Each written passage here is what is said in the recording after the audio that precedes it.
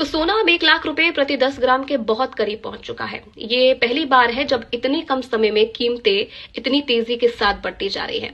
अब आपके मन में भी सवाल जरूर होगा कि इसके पीछे के कारण क्या है, क्यों दाम लगातार बढ़ते जा रहे हैं और आने वाले समय में आखिरकार क्या होगा, क्या इससे राहत मिलेगी।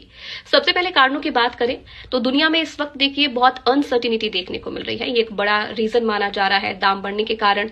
अमेरिका की जो टैरिफ पॉलिसी है उसके कारण ट्रेड वॉर का जो खतरा है वो भी काफी बढ़ गया है।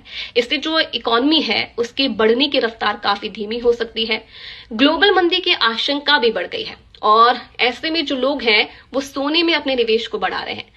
मंदी के समय सोने को सबसे सुरक्षित निवेश माना जाता है और इसीलिए जो लोग हैं स्टॉक मार्केट से अपना पैसा निकाल रहे हैं और सेफ जगह लगा रहे हैं, यानी कि सोने में निवेश कर रहे हैं, सोने में अपना पैसा लगा रहे हैं। और दूसरा बड़ा कारण ये भी माना जा रहा है क्योंकि डॉलर जो है वो लगातार मजबूत हो रहा है और उसके मुकाबले रुपए काफी कमजोर हो गया है।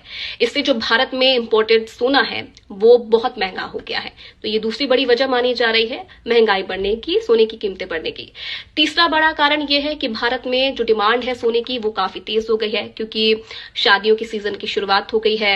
अक्षय तृतीया जैसे त्योहारों में हम सोना खरीदना काफी शुभ मानते हैं और लोगों की जो इन्वेस्टमेंट है उसमें दिलचस्पी भी काफी बढ़ गई है। तो ये सब मिलाकर जो दाम है वो बढ़ रहे हैं।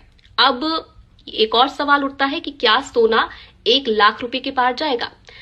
कुछ एक्सपर्ट्स का ये कहना है कि हाँ, इस साल के अंत तक जो दाम है वो 1 लाख को पार कर जाएंगे। साथ ही साथ एक्सपर्ट्स ने ये भी कहा है कि बीच बीच में जो सोने के दाम है उनमें गिरावट भी आपको देखने को मिल सकती है, यानी कि थोड़ी बहुत राहत बीच बीच में मिल सकती है।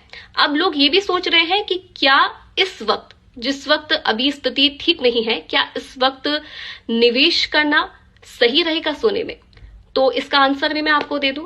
अगर आप लॉन्ग टर्म यानी कि 3 से 5 साल या उससे ज्यादा के लिए इन्वेस्टमेंट करने की सोच रहे हैं तो हाँ, सोना एक बहुत अच्छा ऑप्शन आपके लिए हो सकता है।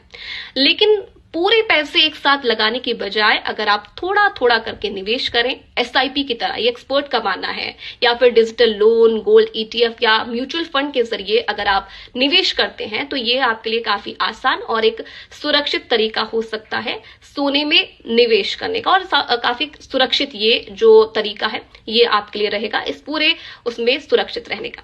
तो अगर आप भी सोने में निवेश करने की सोच रहे हैं तो सोच समझकर और जानकारी लेकर ही आप कदम उठाएं और सोने में निवेश करें।